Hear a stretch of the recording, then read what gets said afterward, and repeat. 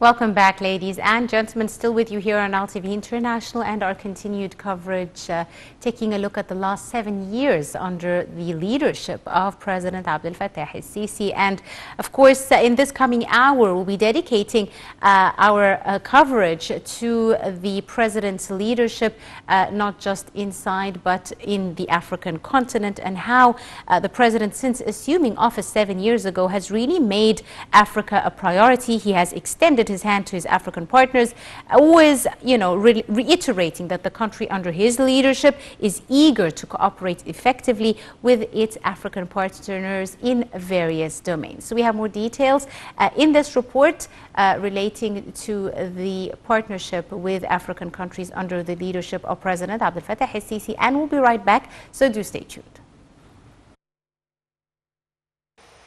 Even after its one-year chairmanship term of the African Union ended in 2019, Egypt continues to prioritize Africa when it comes to its foreign policy. Heralding 2021, President Abdel Fattah Sisi opened the year with meeting the AU Commission Chief Moussa Faki Mohammed, where he stressed that Egypt spares no effort to support African countries to achieve development. President Sisi said that the process of development in Africa can be attained through consolidating stability and establishing an integrated basic infrastructure linking all geographical regions of the African continent, which in turn could contribute to bringing about the desired goal of Africa's economic integration. In February, President Abdel Fattah Sisi called for the continuing coordination with the international community to secure the chance for African states to obtain the coronavirus vaccine doses in a fair and just way. The president delivered a speech via video conference in an African Union summit with the participation of French President Emmanuel Macron, chair of the AU, and Congolese President Félix Tshisekedi, and African leaders. President Sisi called for securing the funding and logistical support required for African nations to tackle the pandemic's economic, social, and health repercussions. In May, President Abdel Fattah Sisi urged the international community to provide the necessary support to African states amid considerations over equity in facing the pandemic. That was in a speech during the Paris-hosted summit on the financing of African economies. President Sisi said African states saw an unprecedented acceleration in economic growth prior to the pandemic, making them a hub for cross-border investments. He added that the financial support provided to Africa was lower than required, adding that poor access to coronavirus vaccines by African citizens is worsening the economic and social problems incurred during the pandemic. Egypt's support for the African continent extended far beyond international summits, as the president hosted a number of African leaders in Egypt, extending full support to their countries. Also, Egypt has been prioritizing Africa over the past 7 years and has undertaken development projects in Sudan, South Sudan, Congo, and Tanzania, despite its tough economic conditions. Egyptian businessmen and companies in Africa are expected to contribute largely to the success of the anti-coronavirus funding in supporting anti-coronavirus government efforts in the framework of social responsibility. Egypt has proven to have an insightful perspective, as it can only succeed in countering COVID-19's negative implications by cooperating with others, notably in Africa. Egypt is playing its role to the fullest in Africa through development projects.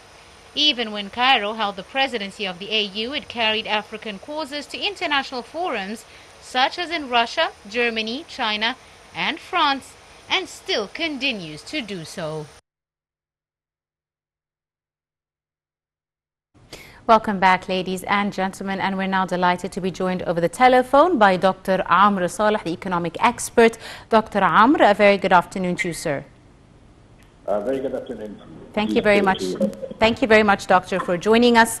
Now, Doctor, Egypt has always been a keen supporter of the African continent. Last year, the president alone took part in 17 summits, 11 of them related to Africa. Let's talk a bit about how the president has really shifted Egypt back into its leadership position and its fair momentum in the African continent.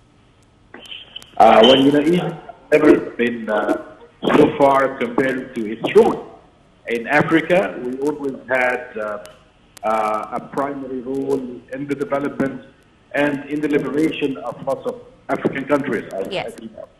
And it's true that that during the last years we have lost a little bit of our role of this role due to the internal problems Egypt is facing during the last 20 or 30 years.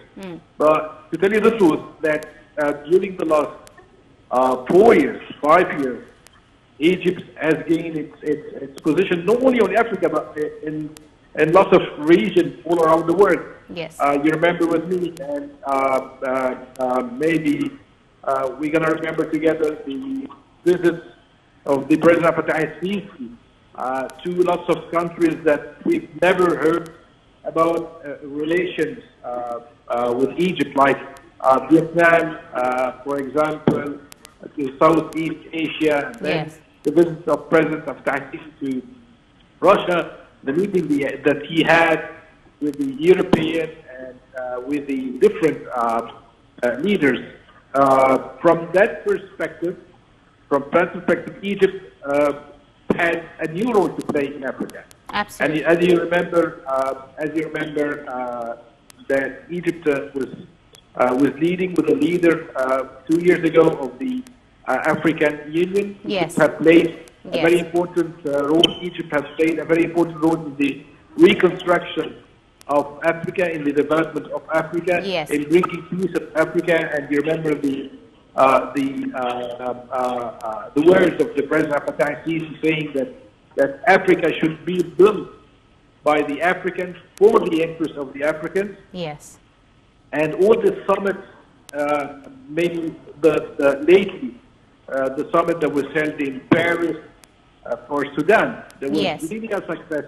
And we know that Egypt has played a very important role, a primary role in this summit, bringing the World Bank, the IMF, the financial institutions, and the leader of the world for the construction of this country, Sudan, which is a very important strategic country for us. Absolutely. Within that perspective and within this framework, Egypt has played the same role for Africa, and we all remember the African Economic Summit that Egypt was engaged in with Russia, with Europe, with Germany, in order to bring the different stakeholders to work in building the African continent. Absolutely, absolutely, Dr. Amran. Also last year in January, President Sisi took part in the UK-Africa Investment Summit, where a lot of promising and diverse opportunities for African partners emerged. Tell me a bit about some of the important opportunities available now to African countries as well as Egypt, especially post-Brexit UK. Very good. African countries are witnessing a very important economic development. Yes. In lots of countries, some countries are making 5%, 6% economic development. This is very important numbers. Lots of countries are interested in working with the African countries, and there is what we call an unseen conflict, an unseen war between even the United States and China to be a part of the African economic development. And as we have said, that during the summit, the President Sisi was able to bring the international donors and the international stakeholders to play a role in Africa. It's not about funding, and this is what we have said before. It was not about funding. It was about technical assistance, to bring technical assistance for the African countries to be able to build their countries with their own resources, by their own resources, for their own interests. Absolutely. Right. Dr. Amra, since we're dedicating this coming hour to, African development and leadership of the President in this regard, after assuming the African Union presidency in 2019, President Sisi really pushed for more international investments in Africa. And we've seen him urging, for example, in his visit in France, the G7 members to present as you said, loans with better conditions, more opportunities in that regard. What is your take on Egypt's interests in always really presenting African issues globally? Yeah, Egypt has never had hidden agenda regarding Africa or Yes. even any other countries. Egypt, since I'm not going to say since the 60s, but even a long time ago, Egypt was a real part of Africa. Despite the fact that Egypt is really in the northern part of this continent, but Egypt was always attached and had very, very, very strong ties with the African countries on the African continent. Yes. And we have always considered Africa as a strategic ally and a part of Egypt. Even since the pharaonic period. Within that framework and with that respect, the President of Sisi have always urged the different countries, especially the superpowers, to invest in Africa. We've said before that it was not about cash transfer. It's not about bringing money or helping the African countries with money and to build the African countries, Yes. but to help the African through technical assistance projects, through infrastructure projects, to help the African countries to build themselves through investments, through FDI, foreign direct investments. Yes. In order to promote economic growth in the African continent. Absolutely. This would be the absolute and primary vision of the President of Sisi to help the Africans. And by the way, this was in the message of President of Sisi in the different summits, in the different African summits, whether in China, in Russia, in Europe, urge the different stakeholders to invest and to put their money in the development process in Africa. Absolutely. Dr. Amr, one final question, if I may, sir. Egypt is also a very big advocate of the African Free Trade Agreement deal that has now come into force. How do you see this deal really changing the face of the African continent economically? Egypt is not only in favor. Egypt has really played a role in bringing this to reality. You Yes. Let's remember together the efforts of President Sisi for the construction and making this reality true. Yes. This dream, this dream true, the road going from South Africa to Egypt, to the continent. And we talk about railway, an African railway that would be and that will unify the African countries.